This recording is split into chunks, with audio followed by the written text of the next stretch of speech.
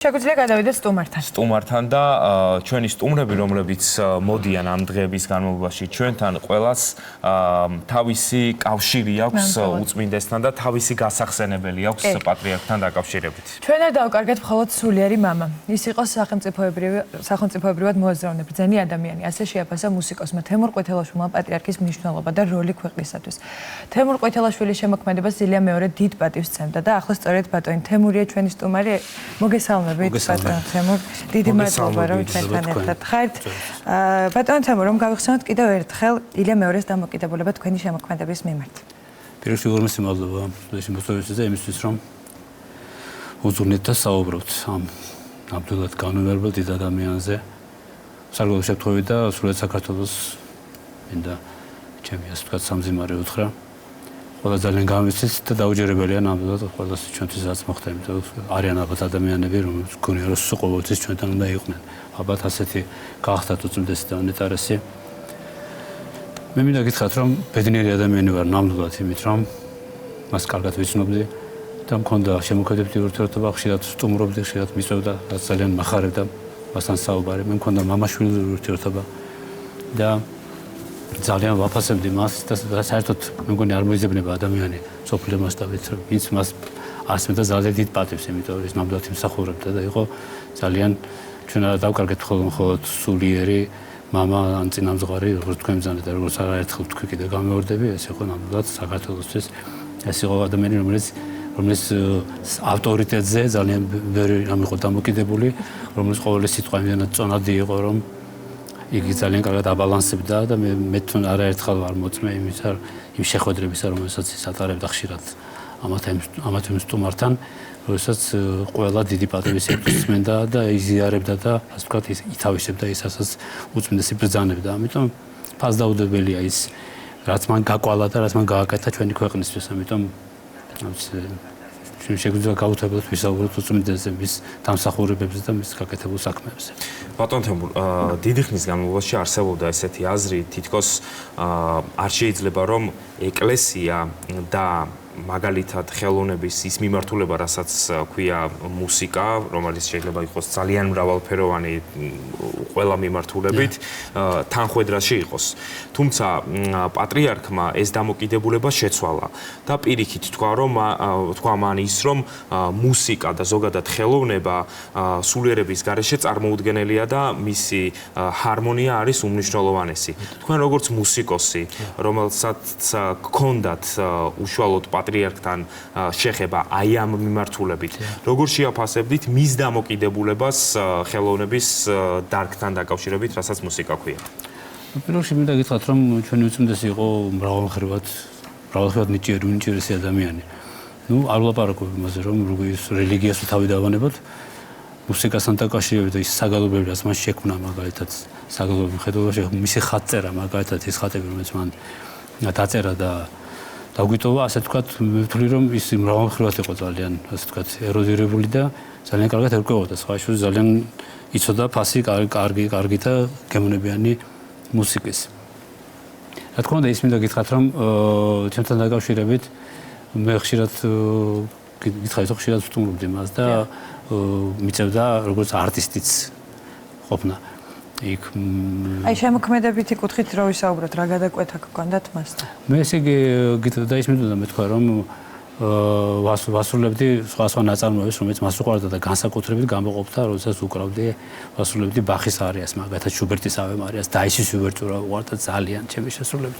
და ჩვენ ერთ დღეს მითხრა უწმინდესმა რომ თემურიო, შენთან ერთი სათხოვარი მაქვს და წარმოვიდგინეთ ამ სიტყვამ ძალიან უხერხულ გამარჯვებას ჩამაყენა, იყო გამყვები ამას, იმიტომ რომ იმდენად ფაქტია. მე ვთქვი, გისმენთ თქვენ უწოდესობა. ave marias თუ შეასრულებდიო და მე უპასუხე უწმინდეს რომ კი, მაგრამ არაერთხელ მაქვს შესრულებული თქვენთვის ave maria, არა, შუბერტიო კი, ძალიან მიყვარს, მაგრამ აი ჩემი ave maria. მე მართალი გითხრა ძალიან მერიდებოდა ამ ურთიერთობის მიუხედავად.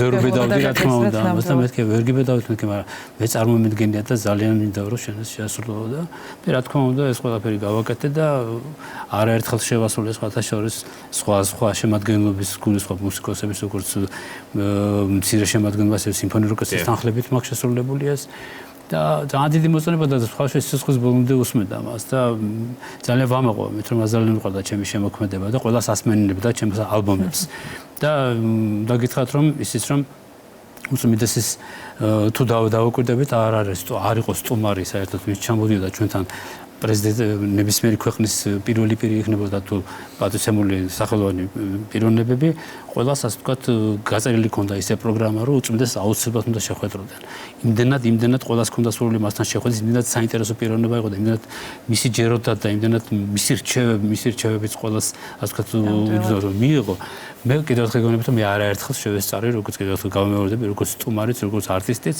და როგორც ახლობელიც ამ შეხვედრებს და ხედავდი როგორ ესე იგი ყველას მის სიტყვას როგორი წონა და როგორი ძალა ქონდა და როგორ ყველა გავგნებული უსმენდა ამიტომ არ ვიცი მე ჩემთვის და საერთოდ სრულიად საქართველოს თვლი რომ ეს იყო ადამიანი რომელიც ძალიან ჩვენთვის დარჩება ყოველთვის და მე მგონი იქიდან ილოცებს ჩვენი ქვეყნისთვის და სხვათა შორის ისიც მინდა გითხრათ რომ მე დავიბადე და გავიზარდე თბილისში მეიდინელი ვარ მე და ჩემთან იყო ასე ვთქვათ სიონის ეკლესია მეჩეთი და სინაგოგა და ჩემი ბავშვობის დიდმა ნაწილმა გაიარა ამ სიონის ეკლესიის ეზოში რატო ყვები ამას იმიტომ რომ ეს ის პერიოდი გახდა როდესაც ძალიან დიდი სირთულე იყო და რელიგიასთან დაკავშირებით იყო პრობლემები და სწორედ უწმიდესმა იტვირთა ეს იმეთვერთი როდესაც ეს ყველაფერი მან შემოავნა მრევლი და საზოგადოება ეკლესიისკენ ლოცვისკენ ურთიერთპატივისცემისკენ და კიდევ ისიც მინდა ვთქვა რომ ამ მრავალი კონფესიის და მრავალი ეროვნების წარმომადგენლის ჩვენი მრავალეროვანი ქვეყნის მიუხედავად ჩვენი უწმიდესი ყოველთვის ამასაც არეგულირებდა და ისეთი ურთიერთობა ჰქონდა თუ დავუკვირდებით ყველა ქვეყნის და ყველა ეროვნების წარმომადგენლის